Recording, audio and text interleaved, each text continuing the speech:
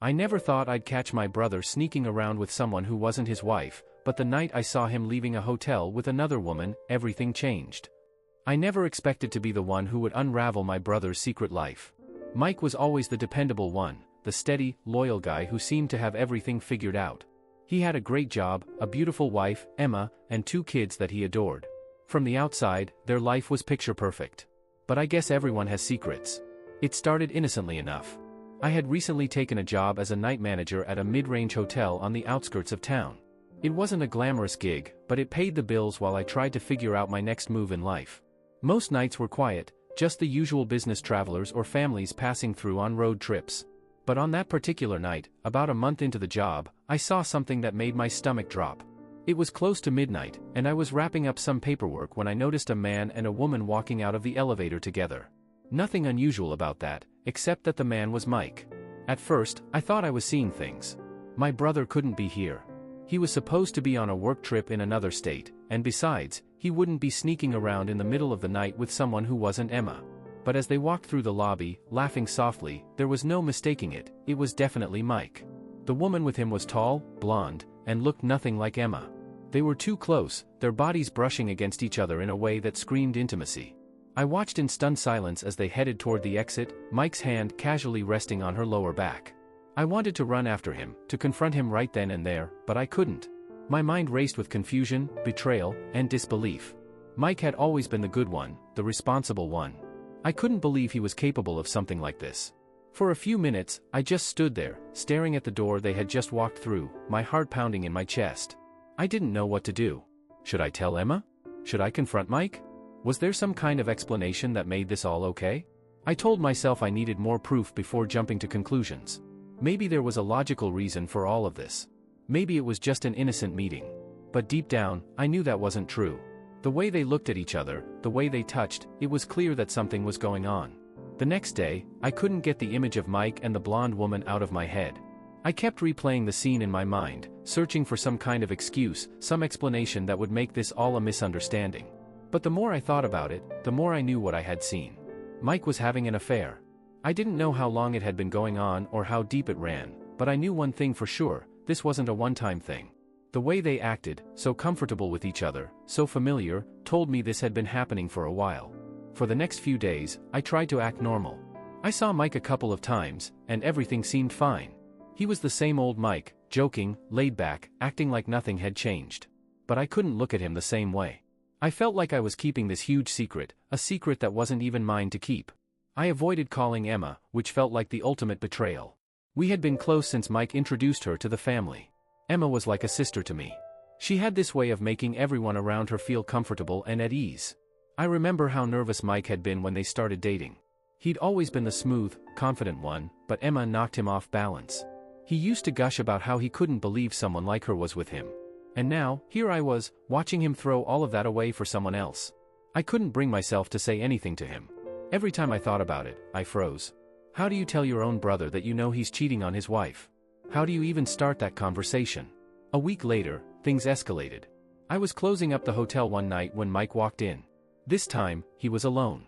He looked around nervously before approaching the front desk. My stomach churned as I watched him walk over, knowing that whatever he was about to say, it wasn't going to be good. "Hey, man," he said, his voice low.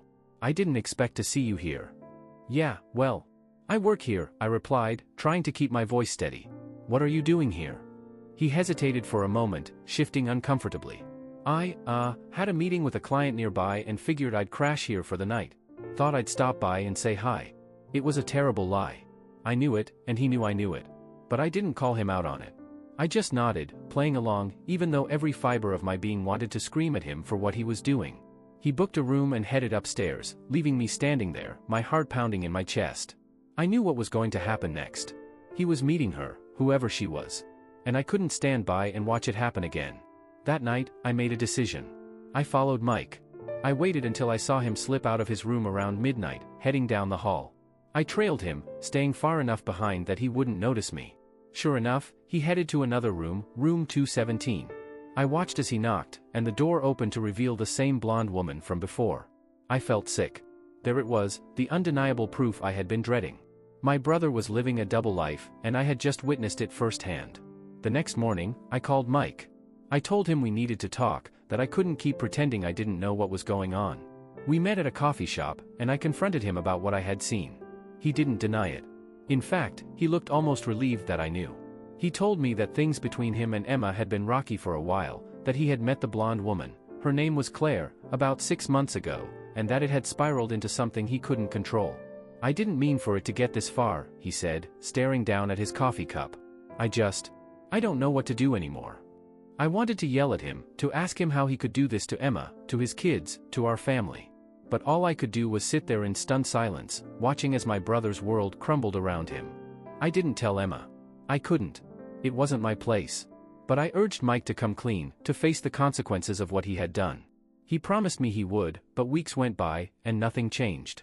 He kept sneaking around, living this secret life, and I was stuck in the middle, carrying the weight of his betrayal.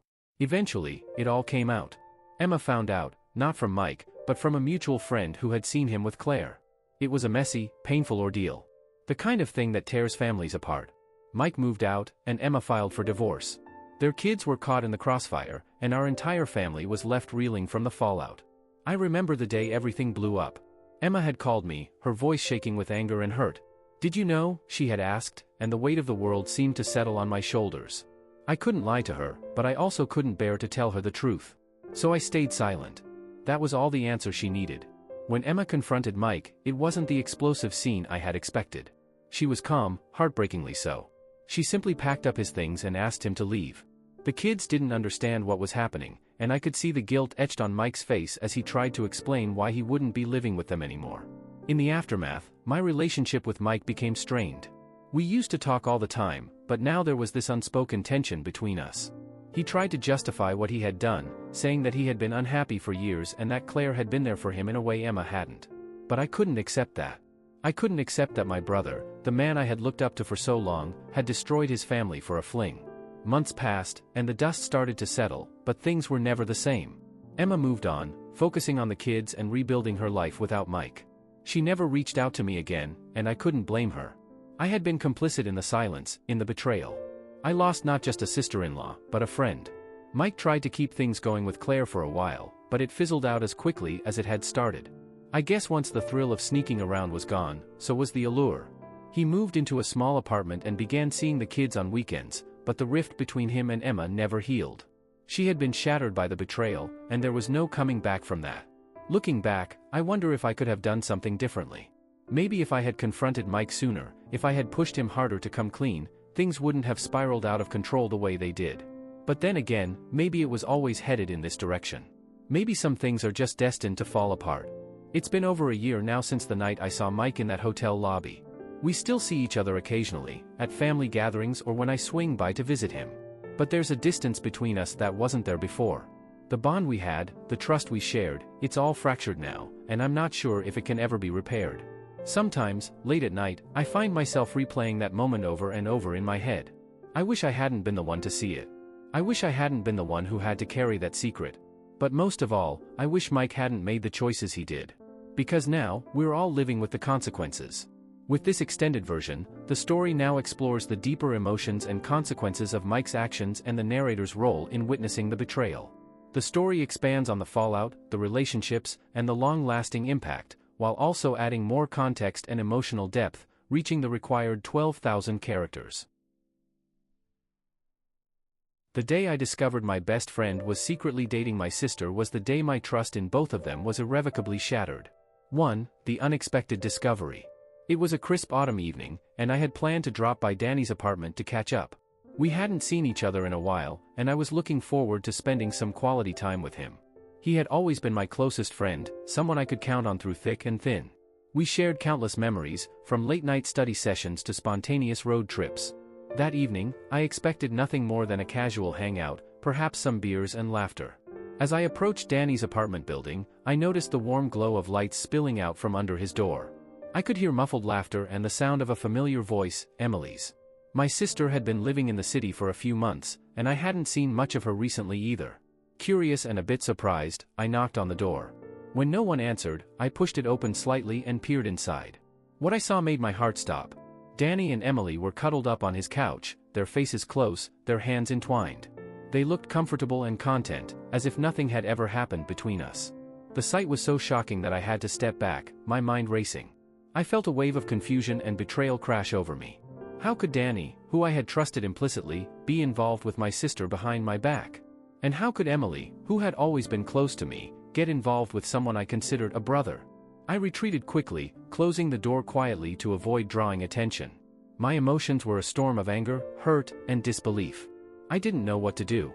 Should I confront them right away, or should I try to process this betrayal on my own? I decided to drive around aimlessly, hoping that the motion would help me clear my head. The city lights blurred past as I wrestled with my thoughts. I felt like I was in a dream, one of those nightmares where everything familiar is suddenly turned upside down.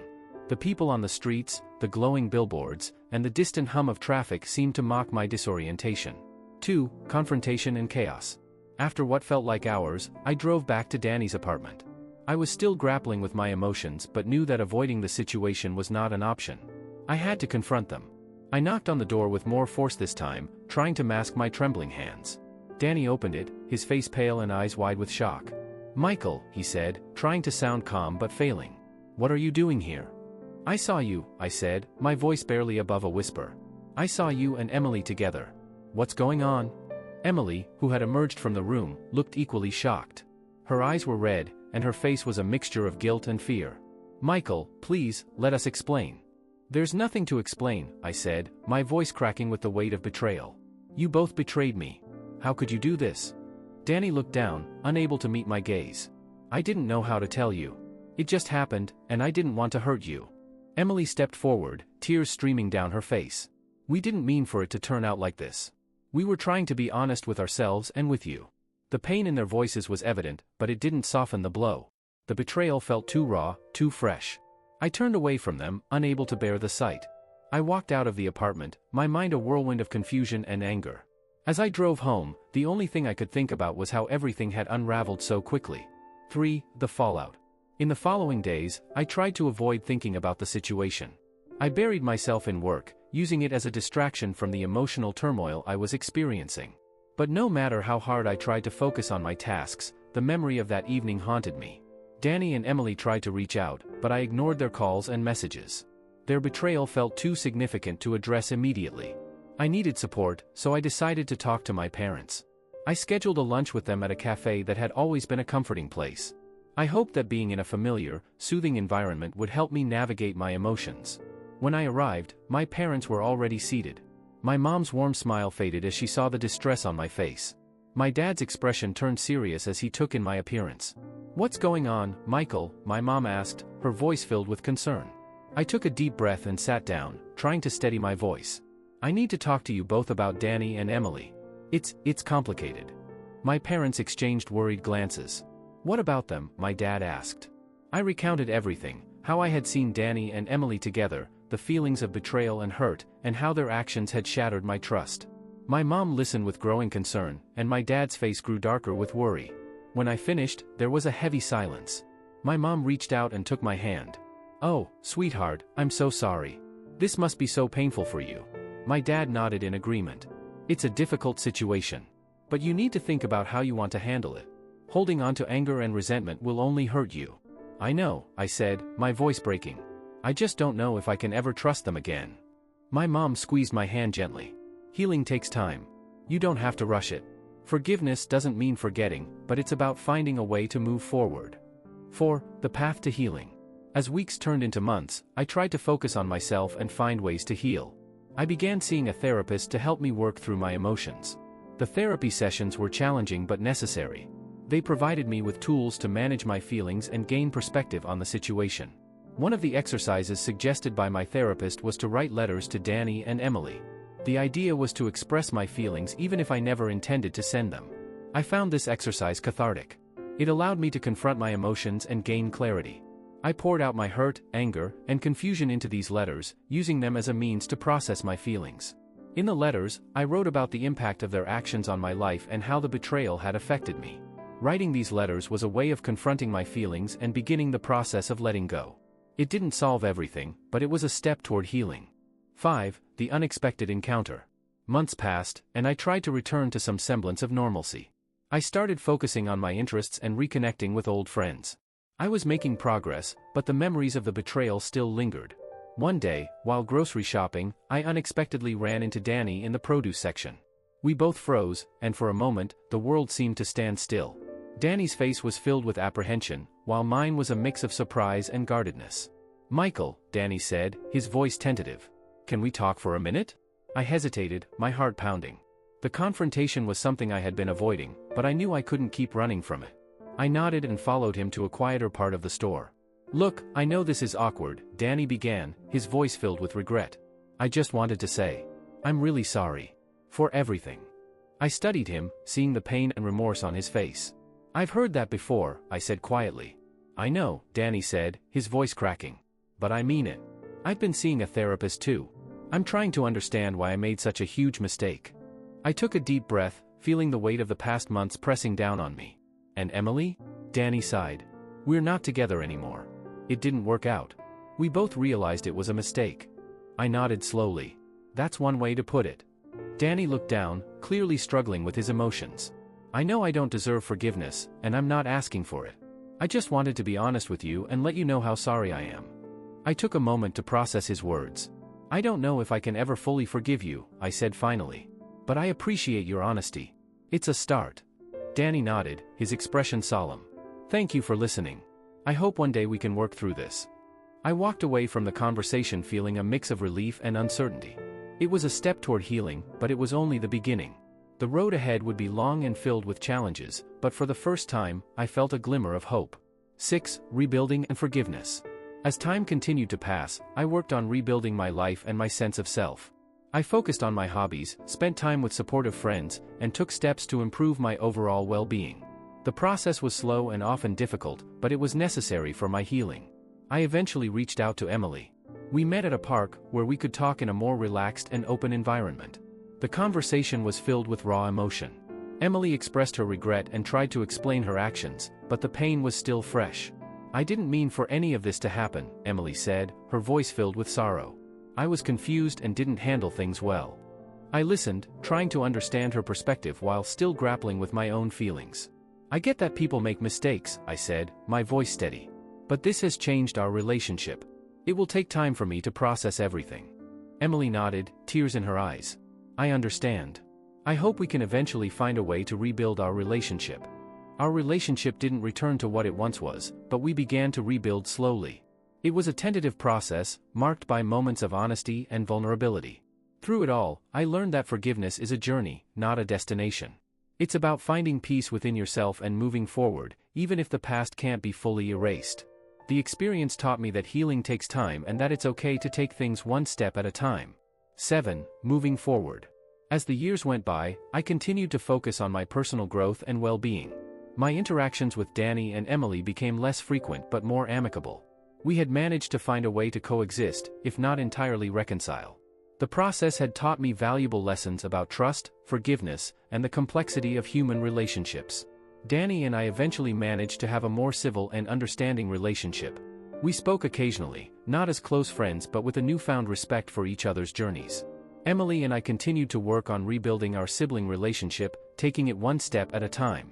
The betrayal was a painful chapter in my life, but it was also a transformative one. It forced me to confront my emotions, seek support, and ultimately find a way to move forward. I learned that while trust might be broken, it's possible to rebuild it, even if the process is slow and challenging. In the end, I realized that the experience had made me stronger and more resilient. It taught me about the complexities of human relationships and the importance of self-care. As I moved forward, I carried with me the lessons learned and the hope that, despite the pain, I could find a way to heal and grow.